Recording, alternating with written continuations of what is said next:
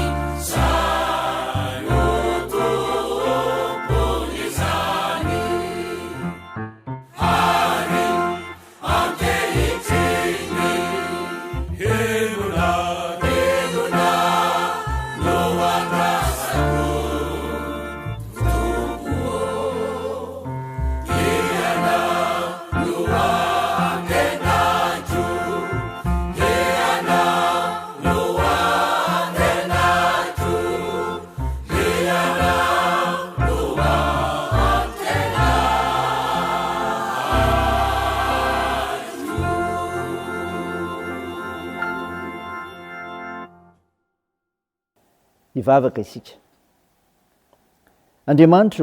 Andriamanitra mpampianatra sy mpampatsiahy ianao, ka nilaza sy nanavatra ny tokony ataonay. Koa mendrika ianao Tompo nisaotra, nidera ary nilaza ny voninahitra no nianarinao masina, satria Andriamanitra tsy toy ianao. Tompo, mpanotsy izahay, koa no fahotanay dia mamindra fo aminay. Sao madio izay mba fakeloko ary dio izay mba fampahotana. Fa ny mifanahy masina izahay, raha andreny mofinaina, azonay matoky fa mitari-dalana anay mifanahy masina.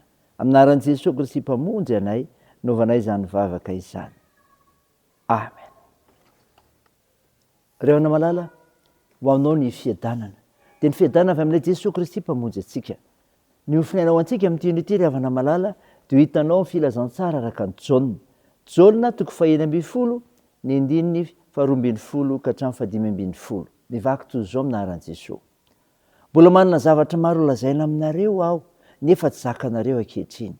Fa raha tonga ny fanahin'ny fahamarinana, dia izy ny tari-dalanareo ho amin'ny marina rehetra. Fa tsy teny ho azy izy, fa izay ho reny dia ho lazainy avokoa. Ary ny zavatra ho avy aza dia ambarany aminareo. Izy ankalaza ahy, ka andray avy ahy izy ka hanambary izany aminareo. Izay rehetra ananany ray dia ahy avokoa. Koa izany ny lazako fa mandray avy amin'ny ahy izy ka manambary izany aminareo. Amen. Ray masino, manamasinana anay amin'ny fahamarinana, ny teninao ny fahamarinana. Amen. Ry havana malala, ho aminao ny fiadanana. Dia ny fiadanana avy amin'ilay Jesosy Kristy mpamonjy antsika. Nofinaina ho antsika anio ka andranetsika teo. Jaona 1:12, 2:12, dia tantara nilazany Jesosy ny amin'ny hahatongavan'ny mpananatra sy ny haviany indray. Eto, ny hahatongavan'ny fanahin'ny fahamarinana. Matoa misy ny iraka, dia misy ny antony. Koa ny hahatongavan'ny fanahy masina dia izao, ampianatra sy tari-dalana. Ampianatra sy tari-dalana. Anarana entsoina amin'ny fanahy masina koa ny hoe fanahin'ny fahamarinana. Io no hitari-dalana sy hanazava ampianatra ny amin'ireo fampianarana nambaran'i Jesosy, nefa tsy azony. Ampianatra azy ireo izay tsy voalazan'i Jesosy mivatana tamin'izy ireo koa, noho Jesosy izay tsy maintsy hisaraka aminy. Ampianatra azy ireo ny marina tokony hiainana, ny marina, satria tsy izay tiany ho tenenina no tenenina, fa izay marina sain'Andriamanitra teneniny ihany. Raha ny fanahy masina tokoa no avelantsika hitarika antsika, dia ahafantatra sy hiaina amin'ny fahamarinana hatrany isika. Izany ry havana. Ny tonga amin'ny fanahin'ny fahamarinana, ankalazan'i Jesosy Kristy. Izany koa ny teto ry havana, ankalazan'i Jesosy Kristy. Ny fanahy masina dia izay momba ny sitrapon'i Jesosy Kristy ihany no ambarany, satria izy io dia iran'Andriamanitra aminaran'i Jesosy Kristy. Izany hoe, anambara sy ankalaza ary hijoro vavolombelon'ny fahaveloman'i Jesosy Kristy izy. Izy no manohy ny asa natomboko Jesosy amin'ny fananarana sy ny fandresena lahatra ny olona, mba handraisany sy hatanteraka amin'ny fanjakan'Andriamanitra. Ny olona itoeran'ny fanahy masina dia izao, mankalaza an'i Jesosy Kristy. Ry havana malala, raiso saino izany ho voninahitr'Andriamanitra. Amen. Andeha hivavaka isika. Andriamanitra, misaotra no mofinaina nomeno anay, izay milaza ny hahatongavan'ny fanahin'ny fahamarinana, izay fanahy masina ihany, izay ampianatra sy tari-dalana ary ankalaza an'i Jesosy Kristy.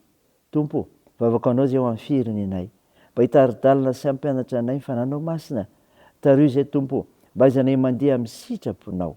Vavaka anao izay ireo marary, vangio manokana izy ireo Jesosy, sitrano, ary dia natsotra ny tananao ianao, analana eritreretina rehetra. Toany koa ny tontolo fahasalamana.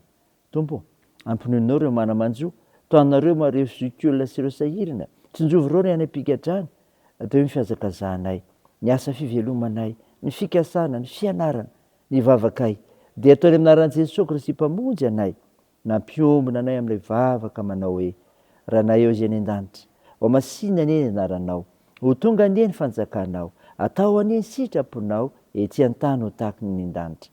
Meo ny anio izy anona sahaza ao anay, ary mamela ny helikay, tahaka ny namelana izay meloka taminay, ary aza mitondra anay amin'ny fakapanahy, fa manafany amin'ny ratsy, fanao ny fanjakana sy ny hery, ary ny voninahitra marak'izay. Amen. Raha isafitrona ry havana malala, ny tsodrano izay tolotra anao aminaran'i Jesosy Kristy.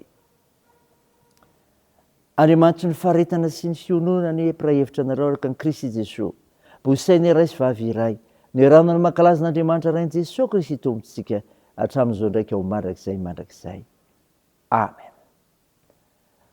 Deo an'Andriamanitra irery ny voninahitra amin'ny anaran'ny Ray sy ny Zanaka ary ny fanahy masina amen.